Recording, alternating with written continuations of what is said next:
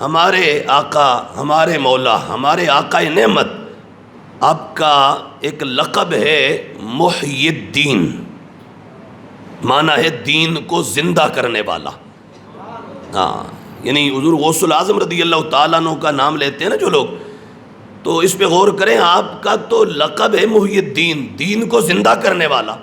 حضور غوث پاک رضی اللہ تعالیٰ عنہ، آپ نے تو ساری زندگی دین کی خدمت کی ہے، اور پھر اللہ نے آپ کو یہ شان عطا فرمائی ہے محی الدین۔ بلکہ وہ روایت یہاں ہی عرض کر دوں، بہجت الاسرار کے اندر یہ روایت موجود ہے۔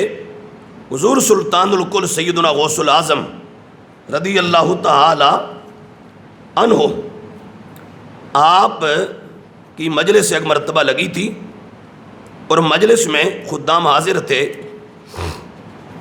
تو ایسے میں اس روایت کو، یہ بہجت الاسرار کا صفحہ 129 ہے، اس پر امام شتنوفی نے بیان کیا پوری سند کے ساتھ۔ حضرت شیخ عمران اور حضرت شیخ البزار یہ دونوں کہتے ہیں کہ 561 ہجری میں انہوں نے اس کو بیان کیا۔ قالا، دونوں کہتے ہیں قیل لشیخنا الشیخ الامام محی الدین عبد القادر، کہتے ہیں ہمارے شیخ حضرت محی الدین عبد القادر جیلانی الحسنی والحسینی رضی اللہ تعالیٰ عنہ سے ایک مرتبہ عرض کیا گیا، وَنَحْنُ عِنْدَهُ، اور جس وقت آپ سے پوچھا گیا اس وقت کہتے ہیں ہم دونوں آپ کی بارگاہ میں موجود تھے۔ آپ سے سوال ہوا، اے سیدی ما سبب تسمیتک بمحی الدین، حضور آپ کا یہ جو نام، وصفی نام، لقب کہتے ہیں وصفی نام کو ہیں، آپ کا یہ جو وصفی نام ہے محی الدین یا محی الدین، تو اس کا کیا سبب ہے، کیا وجہ ہے، یہ آپ کا نام کیسے ہو گیا؟ تو حضور غوث پاک رضی اللہ تعالیٰ عنہ قال، آپ نے فرمایا، رجعت من بعد سیاحاتی مرتن فی یوم جمعۃ فی سنۃ 11,500 الی بغداد حافیا، فرماتے ایک مرتبہ میں اپنے کسی سفر سے واپس آ رہا تھا بغداد معلیٰ کی جانب، اور اس وقت آپ فرماتے ہیں کہ میری حالت یہ تھی کہ میرے پاؤں میں جوتا بھی نہیں تھا، میں ننگے پاؤں تھا۔ یعنی آج لوگ سمجھتے ہیں سب کچھ یہ دین کا جو کچھ ہے نا، تو یہ بس فوراً سے پہلے ایک پلیٹ میں رکھ کر تو سارا ہمیں دے دیا جائے، ہمارے حوالے کر دیا جائے، یعنی ایک لمحے سے بھی پہلے یہ ساری عزتیں، عظمتیں اور یہ سب علوم، معارف، حقائق اور دقائق دینیہ، یہ سب کچھ ہمارے سپرد کر دیے جائیں، تو ایسے نہیں ہوتا، ایسے ہوا نہیں، یہ یاد رکھیں۔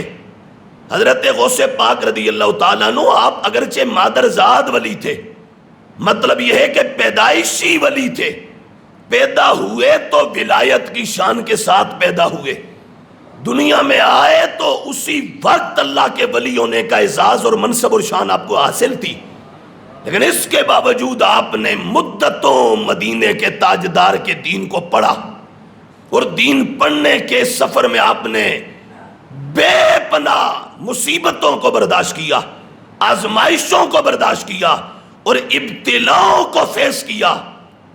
پھر اللہ تعالیٰ نے آپ کو شان، آپ خود فرماتے ہیں قصیدہ غوثیہ کے اندر، درست العلم حتی صرت قطبہ، لوگوں یہ شان قطبیت اور قطب الاقطاب اور غوث الاخیاس اور فرد الافراد اور سید الاسیاد، یہ جو عظمت مجھے آج حاصل ہے، تو یاد رکھو، درست العلم حتی صرت قطبہ، میں مدینے کے تاجدار کے دین کے علم کو پڑھتا رہا، عرش والے نے مجھے قطبیت کا منصب عطا فرما دیا۔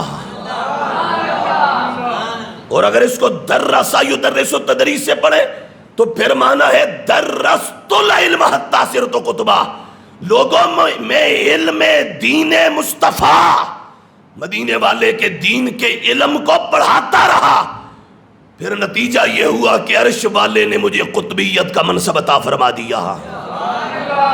کہیے سبحان اللہ. تو آپ فرماتے ہیں کہ میں لوٹ رہا تھا اپنے ایک سفر سے، اور اس وقت میرا حال یہ تھا کہ میرے پاؤں میں جوتا بھی نہیں تھا، اور میں چل رہا تھا تو فَمَرَرْتُ بِشَخْصٍ مَرِيضٍ مُتَغَيِّرِ اللَّوْنِ نَحِيفِ الْبَدَنِ. کہتے ہیں میرا گزر ایک ایسے آدمی کے پاس سے ہوا کہ جو بیمار دکھائی دے رہا تھا، اور اس کی رنگت بدلی ہوئی تھی اور بدن کمزور تھا. فقال علی، اس نے مجھے کہا السلام علیکہ یا عبد القادر، اے عبد القادر تجھ پر سلام ہو. مجھے سلام کیا. فرددت علیہ السلام، میں نے سلام کا جواب دیا. جب جواب دیا تو فقال، وہ بولا ادنو منی، اے عبد القادر میرے قریب تو آؤ. فدناؤت منہ، کہتے میں اس کے قریب ہو گیا. جب قریب ہوا تو پھر کیا ہوا؟ فقال، وہ بولا، فقال علی، اس نے مجھے کہا اجلسنی، اے عبد القادر مجھے ذرا بٹھاؤ تو صحیح. کہتے ہیں فاجلستہ، میں نے اسے بٹھا دیا، اٹھایا اور بٹھا دیا. جب بٹھایا تو فنما جسدہ، میرے دیکھتے ہی دیکھتے اس کا جسم بڑھنے لگا، پھلنے پھولنے لگا، نشو و نما پانے لگا. اس کے جسم کے اندر جو ایک بڑھنے کی شان آ گئی.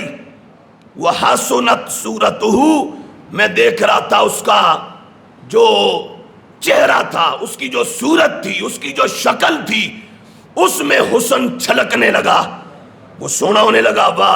صفا لونہ، میرے دیکھتے ہی دیکھتے اس کا رنگ بھی نہایت اجلا، ستھرا اور پاک ہو گیا. کہتے فخفت منہ، مجھے اس سے ڈر محسوس ہوا. یہ کہ ابھی تو میں اسے دیکھا تو یہ بیمار دکھ رہا تھا، میں نے ابھی ابھی دیکھا رنگت بدلی ہوئی تھی، میں نے ابھی ابھی دیکھا تو یہ نہایت کمزور دکھ رہا تھا، اور اس کا بدن نہایت کمزور تھا. اب یہ کیا ہوا؟ بدن کے اندر قوت آ گئی، طاقت آ گئی، اور یہ بڑھنے لگا، رنگ صاف ہو گیا، خوبصورت ہو گیا اس کا چہرہ، شکل و صورت. تو کہتے ہیں جب مجھے خوف محسوس ہوا، فقال، وہ بولا اتعرفنی، عبد القادر مجھے جانتے ہو، پہچانتے ہو کون ہوں؟ فقلت لا، میں نے کہا نہیں میں نہیں پہچانتا. قال، تو اس نے کہا انا الدین، کہا میں کوئی اور نہیں ہوں، میں وہی ہوں جو صفہ سے مکی اور مدنی اس جو وہ مقدس فضا سے چلا تھا. میں وہی ہوں جس کی آذان فاران کی چوٹیوں پر زہرا کے بابا نے دی تھی.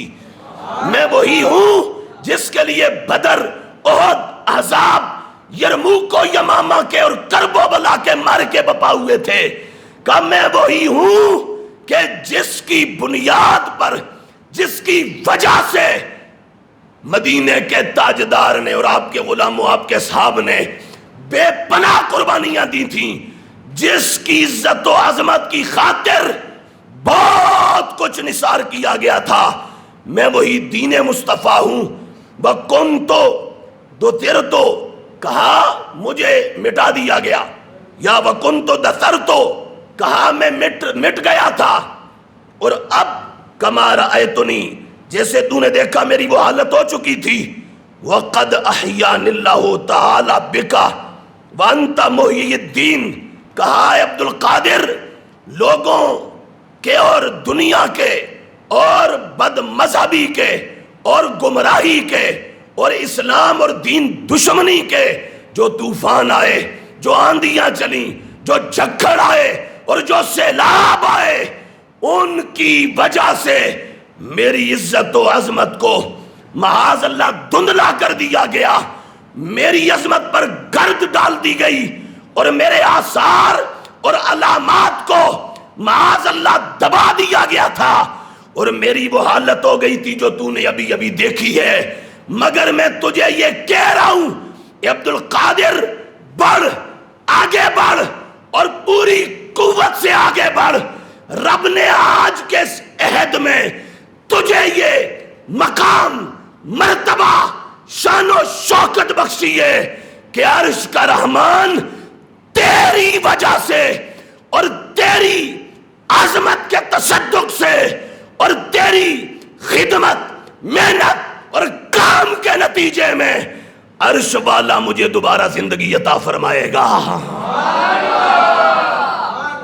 اور تو مجھے زندہ کرے گا، اور تیری وجہ سے دوبارہ میری آب و تاب آئے گی، اور ہر طرف دین کا رنگ پھیلے گا، دین کی رعنائیاں عام ہو جائیں گی، اور دین کا حسن و جمال اور عظمت رفتہ عرش والا تیرے تصدق سے بحال کرے گا۔ لہٰذا میں تجھے آج کہہ رہا ہوں کہ تیرا نام ہے محی الدین، دین کو زندہ کرنے والا۔ فَتَرَكْتُهُ وَانْصَرَفْتُ إِلَى الْجَامِعِ، اس وقت فرماتے ہیں میں نے اسے اس حال میں چھوڑا، واپس میں جو وہ جامع بغداد کی طرف آیا۔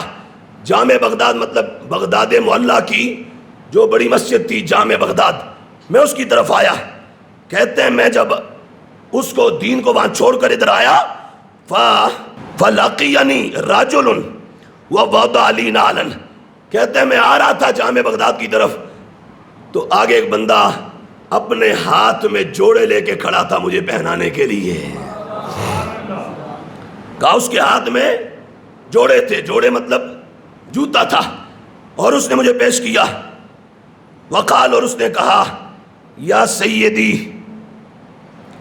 اے میرے سردار، محی الدین، اس نے کہا اے میرے سردار، اے دین کو زندہ کرنے والے۔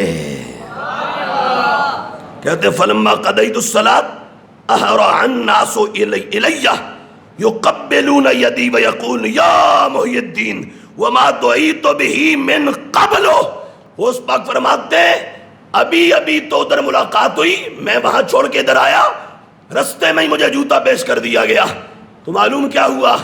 اے حضور کے غلاموں، دین کا کام کرو اور ٹکا کے کرو اور باقاعدہ محنت سے کرو اور پوری جرات سے کرو اور استقامت سے کرو اور دنیا کے تانوں کی پرواہ نہ کرو اور دنیا کی بات بات کی بولیوں کا کوئی نتیجہ نہ لو، کوئی اس کی طرف دھیان نہ دو، تم دین نبی کے خادم بن جاؤ، یہ دین تمہیں فرشوں سے اٹھا کے عرشوں تک پہنچا دے گا۔ کہ یہ دین تمہیں کمزوریوں سے نکال کے قوتوں میں لے آئے گا، یہ دین تمہیں قاسمہ پرسی کے عالم سے نکال کر کرے گا کیا؟ دنیا کے کندھوں بلکہ سروں بلکہ دنیا کی پلکوں کے اوپر بٹھا دے گا۔ لیکن شرط یہ ہے کہ تم استقامت کے ساتھ دین نبی علیہ السلام کا کام کرو۔ یہ تعلیمات غوث پاک ہے۔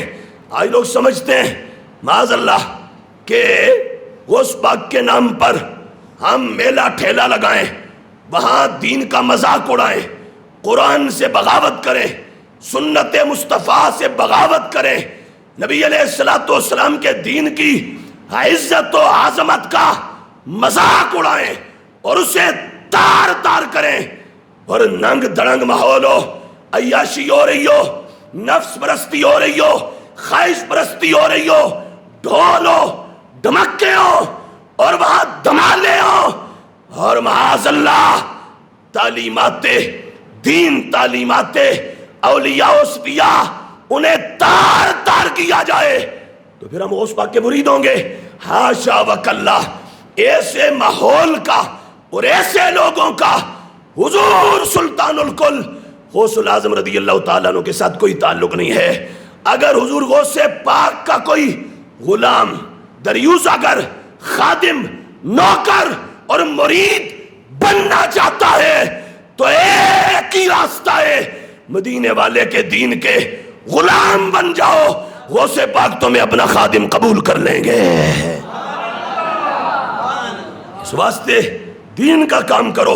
حضور غوث پاک فرماتے ہیں کہ جب میں ادھر دین سے ملا، ادھر چل کے جامع بغداد میں آیا، کہتے ہیں ابھی وہاں پہنچا، بلکہ رستے میں مجھے جوتا پیش کیا گیا، میں نے جوتا لیا، پہنا، مسجد کی طرف آیا، کہتے ہیں نماز پڑھی۔ معلوم ہوا کہ ولی ہوتا ہی وہ ہے جو مسجد آئے اور نماز پڑھے، بے نمازی ولی نہیں ہوتا۔ جن کو لوگوں نے آج بنایا ہوئے ہیں وہ تمام بیروپیے اور وہ تمام جو وہ بدعمل کہ جو نبی علیہ السلام کے دین قرآن و سنت کے احکامات کے باغی ہیں، نماز و روزہ کے پابند نہیں. ولی تو وہ ہوتا ہے جو فرائض تو فرائض، واجبات تو واجبات، سنن تو سنن، وہ نفلوں کو بھی نہیں چھوڑتا، نفل بھی نہیں جانے دیتا. کیوں؟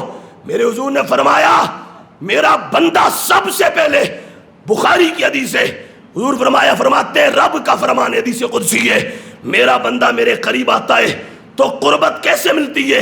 کہ پہلا راستہ ہے فرض والا، جب وہ فرض ادا کرتا ہے میں اسے اپنا قرب بخشتا ہوں. پھر فرما فرضوں کے بعد جب جب وہ نفل ادا کرتا ہے وہ میرے قریب ہوتا چلا جاتا ہے، ہوتا چلا جاتا ہے، ہوتا چلا جاتا ہے.